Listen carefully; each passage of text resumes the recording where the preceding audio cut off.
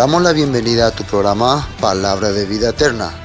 En este momento vamos a compartir el libro de Génesis, Bereshit. En los cuatro vientos, Espíritu, sopla la vida.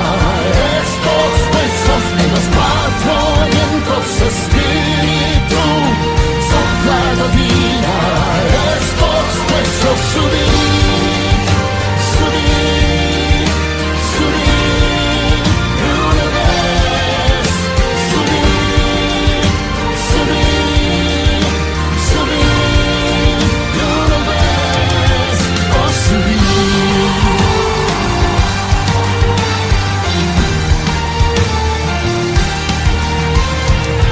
Libro primero de Moisés. Génesis, capítulo 9. El capítulo 9 comienza diciendo: bendijo Dios a Noé y a sus hijos, y les dijo: fructificad y multiplicaos y llenad la tierra. Ahora la vida que está comenzando para Noé y su familia es una vida totalmente diferente que lo que ellos vivieron antes. Porque es un mundo nuevo, ¿no? Es un mundo que dice que algunos comentaristas dicen que el mundo que existía antes de Noé, antes del diluvio, no antes de Noé, era totalmente diferente que el mundo que ahora nosotros vemos. Era otra forma, la tierra era otra forma. Inclusive el clima era diferente, que los seres humanos podían adaptarse fácilmente y vivir sin problema. O sea, no había eso de tengo frío, me enfermo, nada. Y podían vivir mucho tiempo. Pero después del diluvio empezó a cambiar. ¿En qué sentido cambió? Algunas regiones eran fértiles, otras regiones eran secas, en otra parte había abundancia, en otra parte no había. Empezaron a haber diferentes climas en el mundo. Zona norte, polo norte, frío, desierto. Todo eso empezó a cambiar. Entonces, esta es la tierra que empiezan ellos a conocer. Entonces, es como estar en un mundo nuevo, en una tierra nueva, ¿no? Y el mandato que le da, vamos a ver los mandatos que Dios le da a Noé cuando empiezan esta tierra nueva. El primer mandato les dijo: fructificad y multiplicaos y llenad la tierra. ¿Qué significa eso? Tengan hijos, tengan descendencia, tengan familia. No había otro. Por eso en la mente israelita siempre está ese pensamiento de que ellos tienen que tener familia. Ellos, bueno, no piensan en quedarse solteros y sin hijos, nada de eso. Ellos tienen la mentalidad de que sí o sí tengo que... La bendición es casarme y tener mi esposa, mis hijos. Eso es bendición. Por ejemplo, la mentalidad de hoy, del mundo de hoy, ¿qué es? La mentalidad de hoy es quedar soltero, disfrutar la vida, y después de muchos años ya, cuando... ahí recién me iba a casar. Y tener 1 o 2 hijos. 1 o 2 ya es suficiente. Pero la mentalidad antes no. Cuando ya llegaba la edad en que podía procrear, ya se casaba ya. Se dice que Miriam, ¿no? María, ella a los 14, 15 años ya se comprometió con José. Y a los 16 ya se casaron y después ya tuvieron sus hijos. La mayoría de la gente en esa época, muy temprana edad, se casaban precisamente para poder tener muchos hijos. Y ahí no había problema de cómo le vas a mantener a tu hijo. Porque ellos tenían que empezar que el mandato de Dios es que Dios quiere que tengan muchos hijos. Ese era el mandato de Dios. Claro, en ese tiempo la vida era un poco diferente, ¿no? No como ahora, ¿no? Es muy complicado, ¿no? Ya no se puede usar mucho esa teoría, ¿no? Pero ese era el mandato que Dios le dio. Después dice, vamos a ver el primer mandato entonces de crear familia. Entonces, si nosotros queremos seguir esa línea, nuestra mentalidad tiene que ser sí o sí. Si yo quiero recibir bendición, yo tengo que tener mi familia. No tengo que pensar en vivir solo para siempre. Tengo que hacer mi familia. Tengo que tener una familia. Máximo, tengo que tener una familia espiritual, ¿no? con quién compartir, con quién aplicar lo que la Biblia dice. Después, versículo 2 dice: el temor y el miedo de vosotros estarán sobre todo animal de la tierra y sobre toda ave de los cielos, en todo lo que se mueve sobre la tierra y en todos los peces del mar, en vuestras manos son entregados. ¿Y qué significa esto? A partir de ahora ustedes van a gobernar y manejar a los animales. Ustedes van a tener señorío y poder sobre ellos. Y ellos van a tener temor de ustedes. Acá sale que va a haber miedo, ¿no?, de los animales. ¿Por qué? Y después más abajo va a decir, ¿no? Entonces, Dios le está dando nuevamente la misma autoridad que le había dado a Adán al principio. A Adán le dijo que tú te enseñarás de todo lo que hay, de todos los animales. Nuevamente le está dando la autoridad acá al hombre para gobernar, manejar y controlar a los animales. Esto quiere decir que si los animales tienen temor de nosotros, quiere decir que por el poder que Dios nos da a nosotros, ellos nos van a respetar. Pero ¿por qué muchos animales atacan a los seres humanos?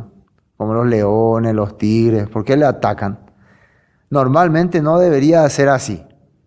Normalmente los animales no tienen la mentalidad de atacarnos. Generalmente si atacan es porque algo el hombre ha hecho mal.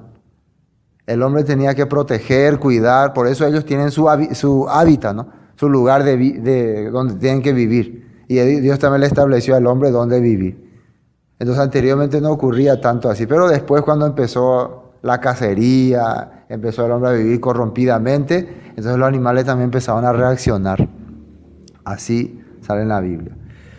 Después, o sea, cuando el animal ataca, entonces se puede decir que es porque tiene miedo de nosotros. No es porque se siente mejor, ¿no? Sino tiene temor, tiene temor. Versículo 3. Todo lo que se mueve y vive os será para mantenimiento, así como las legumbres, plantas verdes, os lo he dado todo.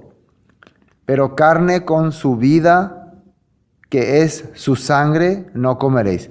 Bueno, hay que mirar bien este punto. Acá dice: todo lo que se mueve y vive os será para mantenimiento. Entonces, ¿qué yo puedo pensar inmediatamente ahí? Que, entonces, todo lo que se mueve y vive, o sea, cualquier animal, ¿puedo consumir o no?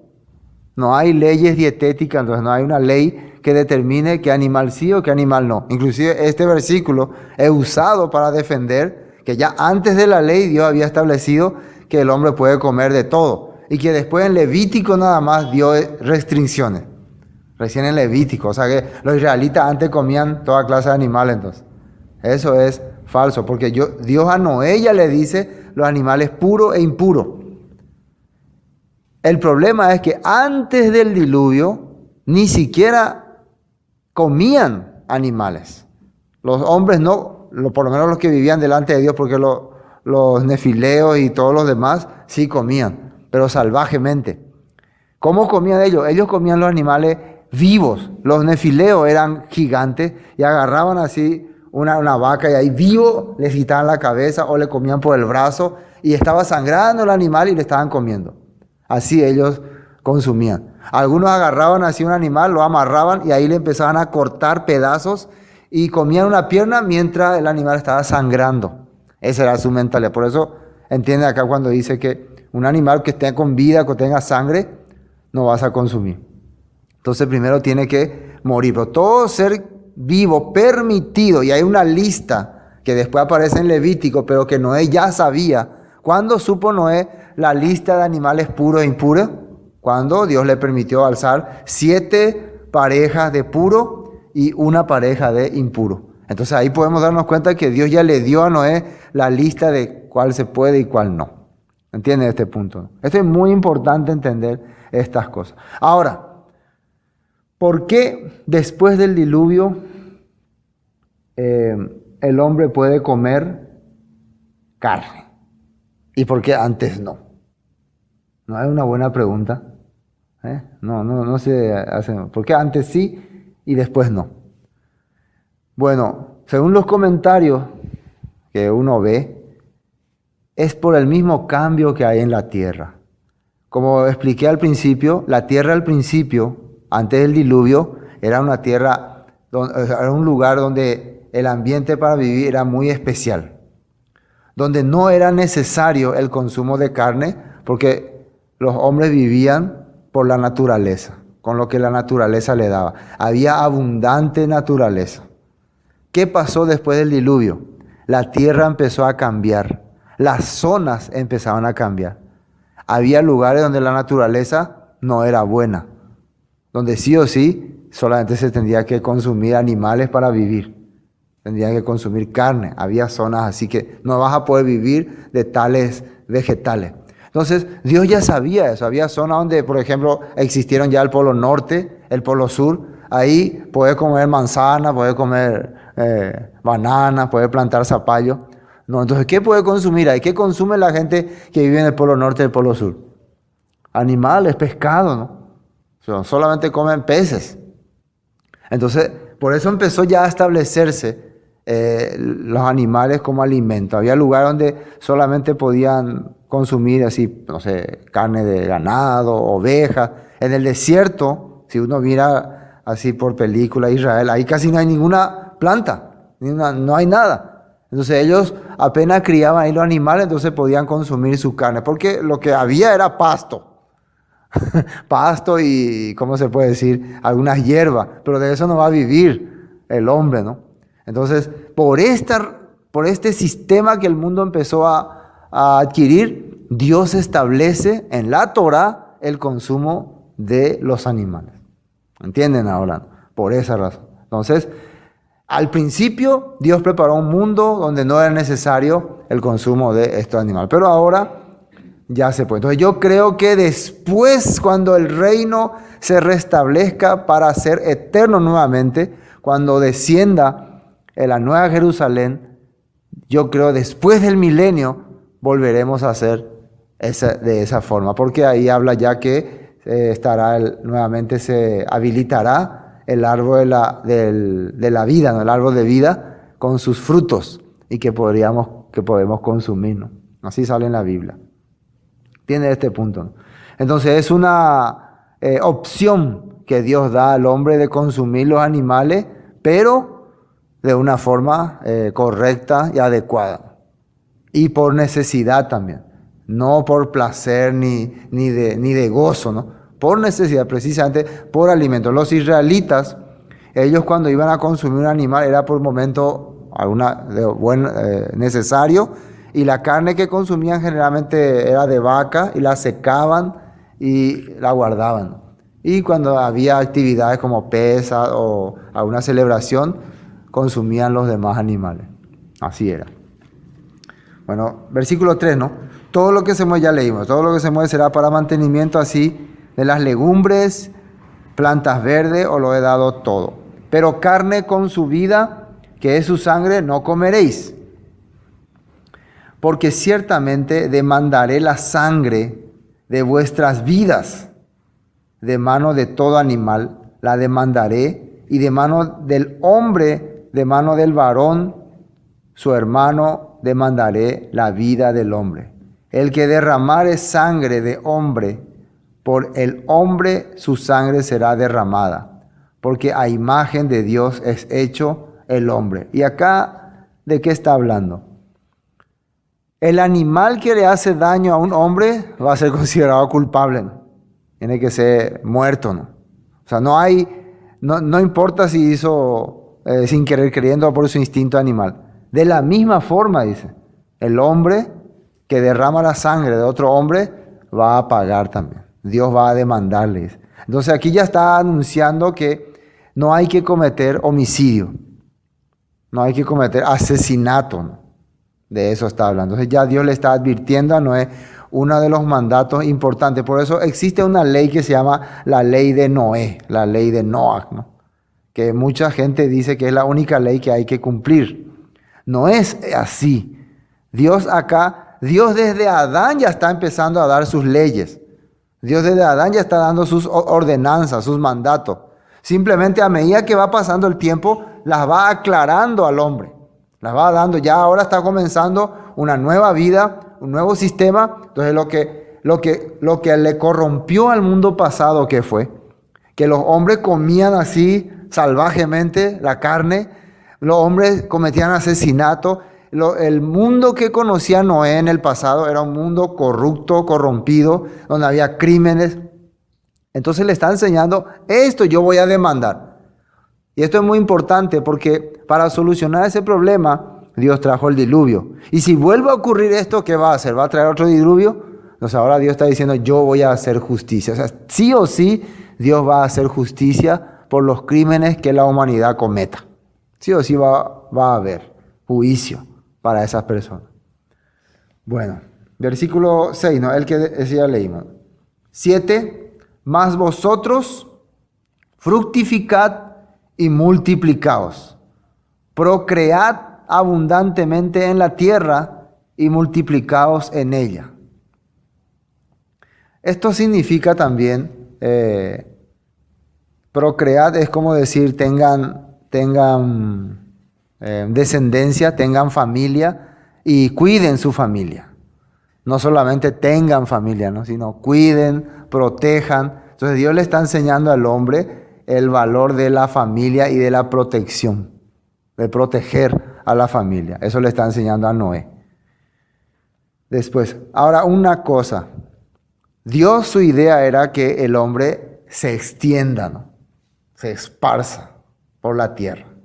Por eso ya estableció el consumo de los animales, porque quería que el hombre habite en toda la tierra. Pero vamos a ver cuando avancemos después que hubo algunos que tuvieron otra mentalidad. Dentro de la familia de Noé hay alguien que está viviendo con otra mentalidad. Por más que están escuchando el mandato de Dios, uno de los hijos de Noé tiene otra mentalidad. ¿Quién es? Cam. Él está teniendo totalmente otra mentalidad. Por más que está escuchando la voz de Dios, están escuchando los mandatos de Dios, su mente está hacia otro lado. Y uno diría, ¿pero acaso Dios no solucionó ya todo el problema? Sí, Dios eliminó a la raza de los nefileos. Recuerden, esa era una raza. Que nosotros somos raza humana. No hay otra raza. No hay blanco, negro, amarillo. Eso es falso. Somos una raza nomás. Raza humana. Y después están los animales. Son animales. No existe otra raza. Y aparte de eso existía la raza de los nefileos. Ellos son otra raza. Son una mezcla ya. ¿Sí o no? De seres celestiales y humanos. Entonces ya no es más ser humano como nosotros. Por eso tenemos que entender este punto. Todos nosotros venimos de los hijos de Noé. No hay entonces otra raza. Venimos de Sem, de Can o de Jafet. Y ellos eran hijos de Noé. O sea, nuestro antepasado es Noé. Venimos de Noé, descendemos de Noé. Antes de Noé estaban Adán y toda su familia, Caín. Ahí sí se hizo una mezcla terrible. Ahí ya no se sabía quién era quién. Pero Dios cuando elige a Noé, ¿qué dice? Que vio que su generación era perfecta. Dice. ¿Qué significa esto? No había corrupción en su descendencia. Entonces, muy importante, ¿no? Entender este punto en la Biblia. Bueno, después, fructificaos, multiplicaos, procread abundantemente en la tierra y multiplicaos en ella. Y bueno, pero ¿qué ocurrió? Después vamos a ir viendo cuando vemos los capítulos, los descendientes de Noé, ¿qué hicieron? De Cam se agruparon, empezaron a crear asociaciones, sociedades, ciudades y liderazgo. Eso empezaron a crear. Y ahí empezó la corrupción otra vez. Ahí aparece la Torre Babel, Babilonia, Nimrod, Semirami, todo ese cuento que hasta hoy en día sigue. Que vamos a ir viendo cuando veamos la Biblia más adelante, ¿no? Vamos a ir investigando ese punto. Entonces el plan de Dios, llenar la tierra, completar este mundo. Versículo 9. Dice, he aquí yo establezco, versículo 8, y habló Dios a Noé y a sus hijos con él diciendo, ahora le va a dar una promesa, algo muy importante para ellos. Le va a dar una promesa, un acuerdo. Dice, he aquí, yo establezco mi pacto con vosotros y con vuestros descendientes después de vosotros, y con todo ser viviente que está con vosotros, aves, animales y toda bestia de la tierra que está con vosotros, desde todo lo que salieron del arca hasta todo animal de la tierra. Estableceré mi pacto con vosotros y no exterminaré ya más toda carne con aguas de diluvio, ni habrá más diluvio para destruir la tierra. Entonces, ¿qué es el plan que tiene Dios ahora con Noé y su familia? ¿Cuál es su plan que le está poniendo? Voy a hacer un pacto, una alianza, un acuerdo. ¿Con quiénes? Con todos los seres vivos. Y hay que entender muy bien, cuando vos comenzás una vida, cuando vos comenzás una fe, una creencia adelante, cuando vos comenzás algo, necesitas una seguridad. Por eso acá esta palabra pacto se puede entender como promesa. Después de que vino algo tan terrible, un juicio tan terrible, ¿qué es lo que vos necesitas? Una promesa. Y ahora, ¿qué va a ser de mí? Ahora, ¿qué va a pasar de mí? ¿Qué va a ocurrir? ¿Qué será conmigo en este mundo? Imagínense 8 personas con un montón de animales y todo un mundo nuevo que examinar y que explorar. Es como, ¿y ahora qué vamos a hacer? Entonces necesitamos que alguien nos dé una promesa, una seguridad de que nosotros vamos a avanzar. Porque no sabemos mañana o dentro de una semana, dentro de un mes, qué va a ocurrir otra vez. ¿Cómo vas a querer establecer tu vida, establecer otra vez todo un sistema, todo el mundo, cuando puedes pensar que en cualquier momento puede venir otra vez el juicio de Dios y todo se hace catapum otra vez? Porque todo se destruyó, ciudades, países, reinos, todo se destruyó. Y puede ser que Noé diga, bueno, vamos a edificar, vamos a construir, vamos a tener hijos, descendencia. ¿Y qué ocurre? Que un día Dios se desagrada otra vez, no le gustó nuestra vida y otra, bueno, he decidido otra vez el fin de todo ser. ¿Cómo podemos pensar eso? Por eso, no había esa seguridad, ¿entienden? No había esa tranquilidad en sus corazones. Es lo mismo que una persona que encuentra la palabra, que cree en Jesús, en Yeshua, en la Biblia, pero no sabe de ahora en más qué va a ocurrir, qué va a pasar. ¿Para qué soy creyente? ¿Para qué creo? ¿Qué seguridad tengo de que yo voy a estar, de que el mundo voy a estar sostenido, de que voy a superar toda esta cosa? ¿Qué seguridad tengo de que realmente no me va a venir otra vez un juicio?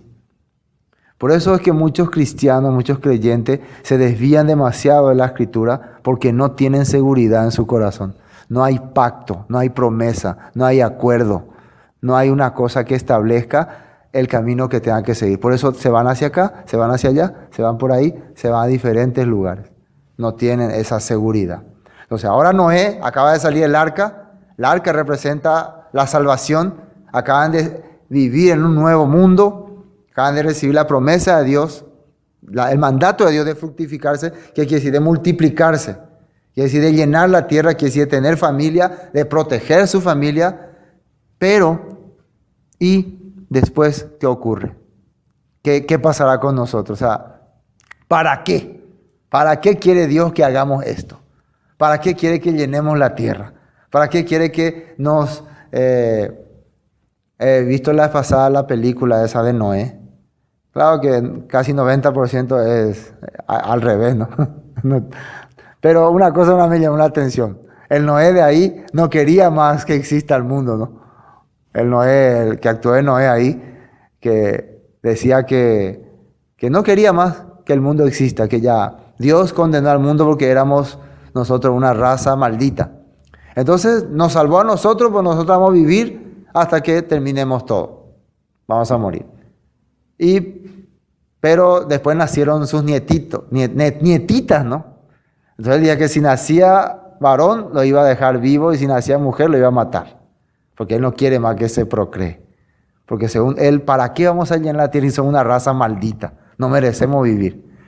Bueno, esa mentalidad también tendría el hombre. ¿Para qué vamos a procrear? Miren lo que ocurrió cuando el mundo se llenó. ¿Para qué?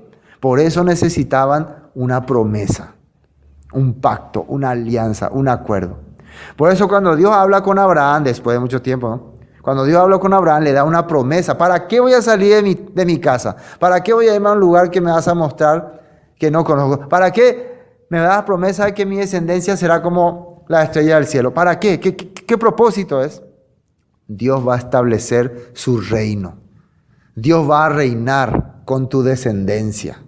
Dios va a reinar con los seres humanos que Él está queriendo que vos multiplique. Para eso es. No sé si me están entendiendo. Entonces, para que vos tengas seguridad de tener familia, de conformar una familia, tener hijos, es porque vos tenés la seguridad de que esa familia va a estar contigo hasta la eternidad.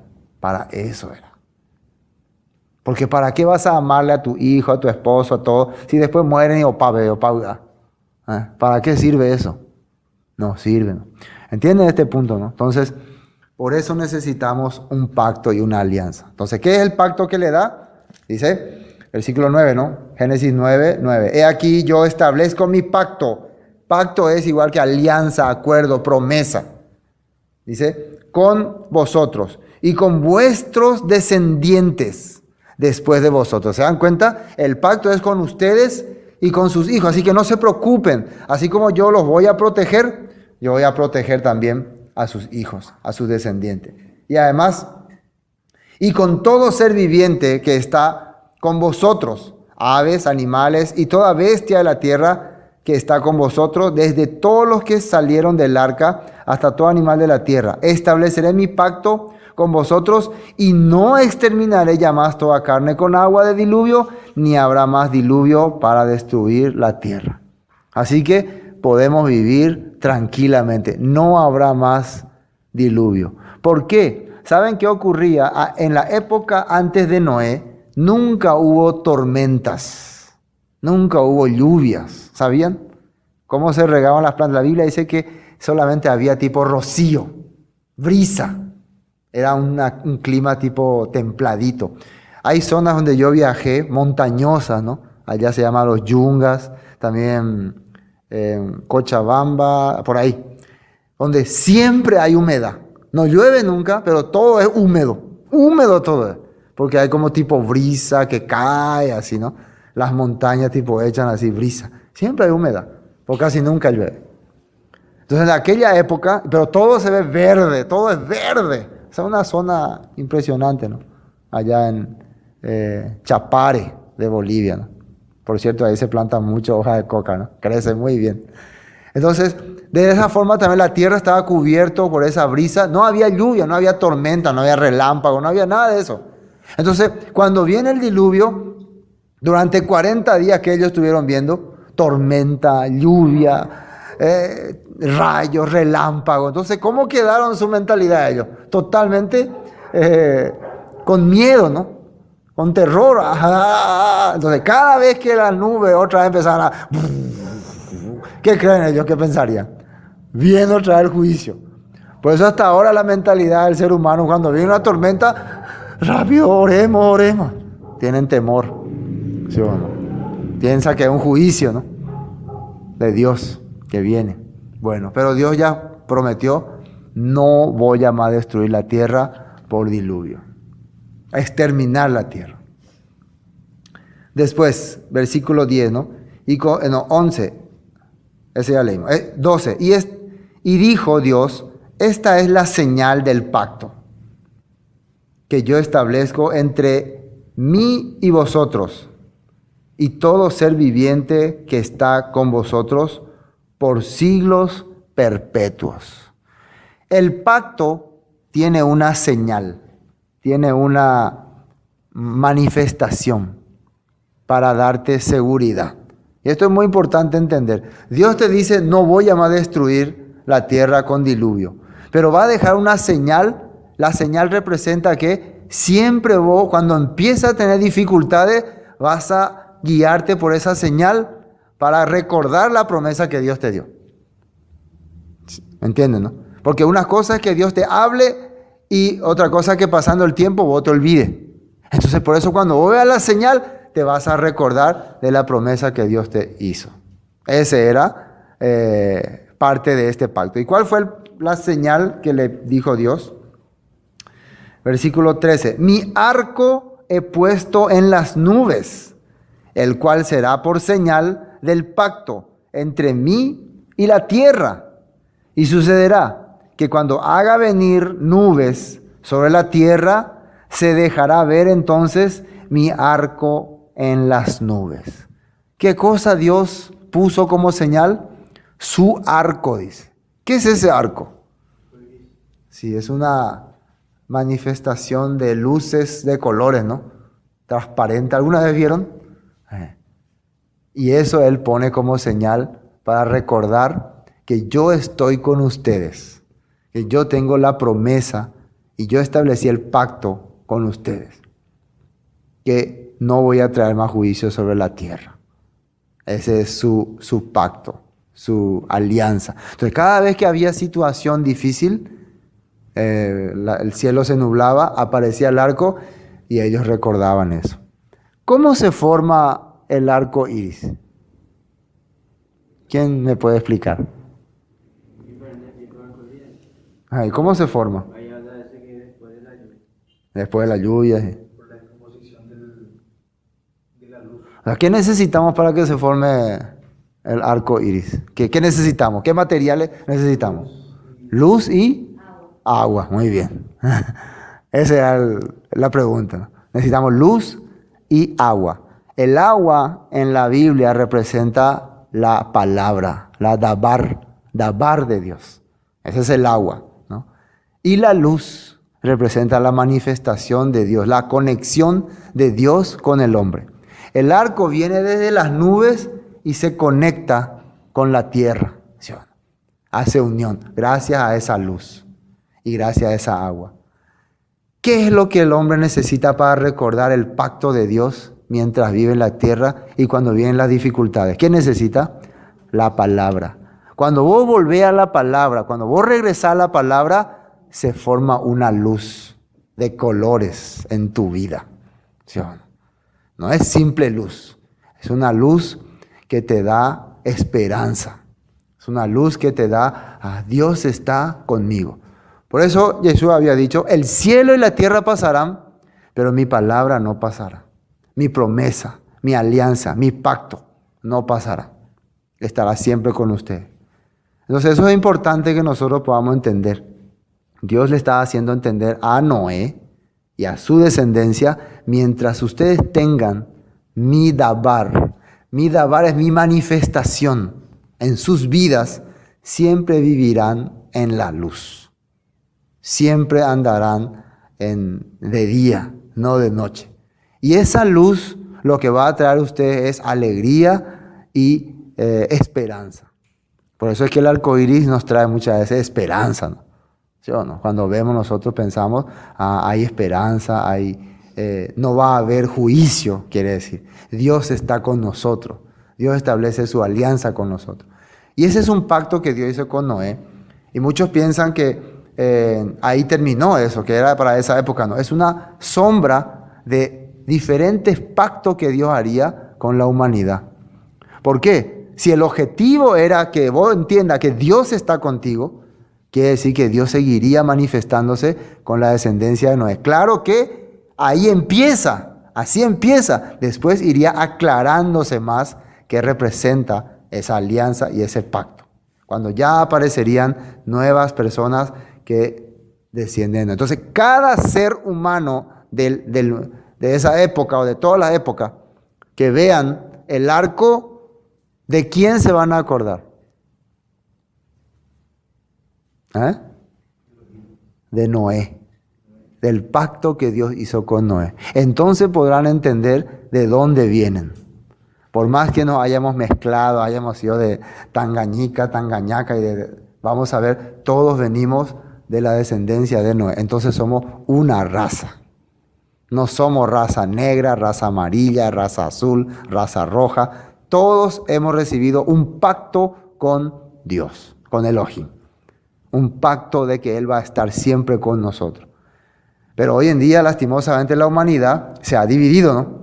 Están los musulmanes, los judíos, los católicos, los evangélicos, todos somos diferentes. Nosotros lo llamamos al Dios de los evangélicos, el Dios de los musulmanes, el Dios del Buda, todos tenemos diferentes dioses, diferentes ídolos, diferentes pensamientos, diferentes razas. En Estados Unidos está la iglesia de los negros, la iglesia de los blancos, la iglesia de los latinos, la iglesia de los alemanes. Así hay en Estados Unidos. La iglesia de los chinos, porque somos chinos nosotros, somos raza china. No, delante de Dios todos somos de una misma raza. Y la prueba fundamental de que todos somos de una misma raza, ¿cuál es? El color de nuestra sangre. Por más que haya positivo o negativo, de todos los seres humanos, su sangre es rojo. Y esa es la sangre que Dios después iba a derramar en forma de su Hijo para pagar el precio del pecado de toda la humanidad. Porque toda la humanidad se había descarriado, ¿no? Apartado de la voluntad de Dios. Entonces, vemos aquí esta promesa. Entonces entendemos, ¿no? De dónde viene esa promesa de Dios. Quiero que tengan mi dabar, mi palabra, mi agua, ¿no? En sus corazones. En Ezequiel 36 dice, esparciré sobre vosotros agua limpia, dice. Y seréis limpiados de toda vuestra inmundicia y de todos vuestros ídolos limpiaré. Y después os daré corazón nuevo y pondré espíritu nuevo dentro de vosotros. Y haré que andéis en mis mandamientos y mis estatutos. Quiere decir que cada vez que venga un temporal, venga un montón de nubes, después de eso se vea el arco, ellos se van a recordar que Dios está con ellos. Sus corazones van a ser purificados otra vez. Versículo 13, ¿no? Mi arco he puesto en las nubes, el cual será por señal del pacto entre mí y la tierra. Y sucederá que cuando haga venir nubes sobre la tierra, se dejará ver entonces mi arco en las nubes. Las nubes, o sea, nubes negras y forma de tempestad. Hay muchas partes en la Biblia donde aparece, ¿no? Que aparecía en mi vida tempestad, dice. En Jod, en Salmos y como proverbio, la tempestad me llenaba hasta que vi la luz de Elohim. Así dice en una parte en Salmo. Entonces, las nubes representan realmente la situación que ocurre en mi vida y que Dios quiere que yo reaccione, que yo despierte, que yo empiece a darme cuenta de que no estoy andando el camino correcto y muchas veces me hace recapacitar. Cuando Pablo estaba yendo a Roma, él miraba las nubes, ¿no? ¿Se acuerdan, no? Él tenía, no, acá va a pasar algo malo. Entonces él se fue y le avisó a los jefes, veo que va a ser difícil nuestra navegación. ¿Por qué no nos quedamos y esperamos que pase la tormenta? Va a venir una tormenta fuerte, ¿no? Pero el capitán dice que el centurión le preguntó al capitán del barco, a ver, usted que es experto marino, ¿qué cree? ¿Hay posibilidad de viajar? Sí, yo creo que podremos. Se confió, ¿no? Ese se confió. Bueno, entonces fueron, ¿no? Mientras estaban navegando, ¿qué ocurrió? Vino la tempestad, dice que se llama Euroclidón, ¿no? El nombre de un dios, creo que es. Terrible, que hizo ya, escuchamos la historia, desastre, ¿no? Empezaron a tirar todo lo que había en el barco para hacer más ligero. Después ya se empezó a nublar todo, dice, todo oscuro. No había luz por varios días, no comían. Y ya empezaron a tener pensamiento de que vamos a morir todos. Porque era lo normal, cuando había este tipo de acontecimiento en el medio del mar, no había forma de salvarse, todos morían. Pero Pablo no se sentía así. Pablo se sentía tranquilo, porque antes ya él había tenido la respuesta de Dios. El plan de Dios era que él llegue hasta Roma y que testifique acerca de la restauración de Israel en Roma, delante de César. Ese era el plan de Dios. Entonces, una vez que vos tenés el plan de Dios, la dabar, la luz, ninguna tormenta te va a dejar a oscuras. Entonces después Dios le dice, háblale a esta gente, diles que ninguno va a morir porque yo tengo mi plan contigo, tengo mi propósito. Y así le habla, ¿no? Dios estaba conmigo, Dios dijo que ustedes van a vivir, que no le va a pasar nada, así que no se preocupen. Entonces, pero la situación como era, todo estaba nublado, todo estaba desastre. El problema era que ellos no estaban confiando en la voluntad de Dios. Ellos confiaron en su capacidad. ¿Y qué hizo que el capitán del barco y el centurión puedan creer en la palabra de Dios? ¿Qué hizo? Precisamente esa tormenta. Cuando dos personas iban a escapar, Pablo le dijo, si ellos escapan, no podremos salvarnos, porque Dios quiere que todos estemos acá. Todos tenemos que estar. No hay forma de escapar. Entonces, el centurión mandó cortar, dice, los barcos salvavidas, los botes salvavidas. Cortó. Ya no hay forma de escapar. Entonces, ¿qué quiere decir? Hasta el centurión ahora creía lo que Pablo decía. Había uno que iba a matarle, ¿no? A todos los presos. Y el centurión, no, vamos a dejarles vivo a todos. Que el que sepa nadar salga para salvarle a Pablo. Entonces, esa situación terrible hizo que el corazón de los que estaban ahí cambie hacia Dios. Y cuánto más fue que cuando bajaron a la orilla, encontraron un lugar y mientras estaban cocinando algo, calentando fuego, salió una serpiente y le mordió a Pablo. Y la gente decía, ¿cómo esto puede ser? Este hombre se salvó del naufragio, ahora una serpiente venenosa le pica. Realmente Dios le ha enjuiciado. Pero después él tiró la víbora y no le hizo nada. No le pasó nada. En ese momento sí las personas pudieron entender, realmente este hombre tiene... Y se quedaron varios días y Pablo compartía con ellos la palabra. Y mucha gente en ese lugar creyó la palabra. Hasta hoy hay un monumento ahí donde Pablo estuvo.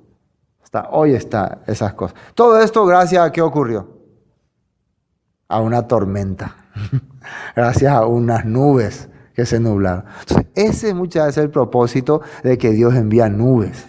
Que yo vuelva a empezar a fijarme si hay o no hay su arco. ¿Está su arco o no? Que yo vuelva otra vez a fijarme en su palabra. Por eso vienen las situaciones difíciles. Bueno, vamos a ir terminando. 15. Y me acordaré del pacto mío que hay entre mí y vosotros, y todo ser viviente y toda carne, y no habrá más diluvio de aguas para destruir toda carne. Estará el arco en las nubes, y lo veré, y me acordaré del pacto perpetuo entre Dios y todo ser viviente, con toda carne que hay sobre la tierra. Dijo pues Elohim Dios a Noé, esta es la señal del pacto que he establecido entre mí y toda carne que está sobre la tierra. Entonces nosotros podemos comprender que Dios le está diciendo, yo voy a estar siempre pendiente de ustedes, perpetuamente, mientras ese arco aparezca. Y la pregunta que hoy nos hacemos, ¿sigue apareciendo ese arco? ¿Sí o no? Entonces ahora hay más pactos, hay más alianza, hay más acuerdos. Ahora el arco es un recuerdo, es una señal de que Dios nunca nos ha abandonado, de que siempre ha estado con nosotros como le prometió a Noé. Ahora nos ha dejado más cosas. Nosotros no podemos decir que esa es la única señal. Eso fue como Dios arrancó su promesa de que va a estar siempre con los que le creen, con los que le siguen. Amén. Hay un texto que quiero ver. Apocalipsis capítulo 10. Apocalipsis capítulo 10. Bueno, estamos en el tiempo en que están tocándose las trompetas, el mundo está siendo enjuiciado, hay mucho quebranto, hay mucha tribulación, así estamos, ¿no? Estamos estudiando el contexto. Y de repente algo raro aparece.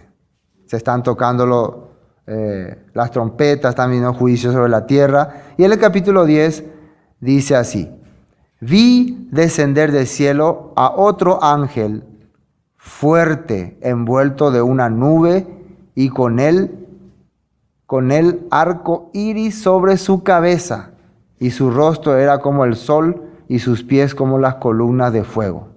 Tenía en su mano un librito abierto, y puso su pie derecho sobre el mar, y el izquierdo sobre la tierra. Y clamó a gran voz como ruge un león, y cuando hubo clamado, 7 truenos emitieron sus voces. De repente, en medio de la tribulación, ustedes pueden leer el capítulo 7, 8 y 9, en medio de la tribulación, de repente Juan, en su visión de Apocalipsis, ve a un ángel, a un mensajero de Dios descender, y encima de su cabeza tenía el arco iris y rugía como león. Así no ruge el león, ¿no? ¿Qué quiere decir? Estaba trayendo la esperanza a esos que estaban dentro de la tribulación, pero pertenecían al pueblo de Dios. Ellos iban a reconocer este arco. Es nuestro Dios que nunca nos ha abandonado. Porque en ese tipo de situación, uno que dice, Dios nos ha abandonado, ¿no? Dios nos ha dejado, ¿no? Pero ahí apareció. ¿Ven?